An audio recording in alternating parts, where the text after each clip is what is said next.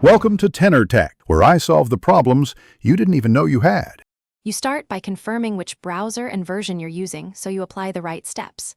Once done, sign out of any Yahoo account and close extra windows to avoid sync overrides. Now open Settings or Preferences from the main menu. On Chrome it's 3 dots, on Firefox the hamburger, on Safari use Preferences.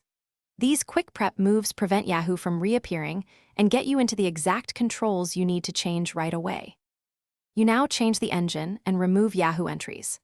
Go to Search Settings, pick your preferred engine and set it as default so future queries go there. Then manage search engines or site settings and delete any Yahoo entries to prevent fallback. Next, check extensions or add-ons and disable or remove any Yahoo toolbars or redirect helpers, and finally change your home page and new tab page away from Yahoo. Doing all three stops most automatic returns to Yahoo. To finish, clear cache, cookies, and site data, then restart the browser so changes take effect immediately. Make sure to inspect system proxy settings and your host's file in case a redirect was enforced at the OS level. Reset them if you find entries pointing to Yahoo. If you still see Yahoo, run an adware/unwanted program scan or use the browser's reset option to restore defaults.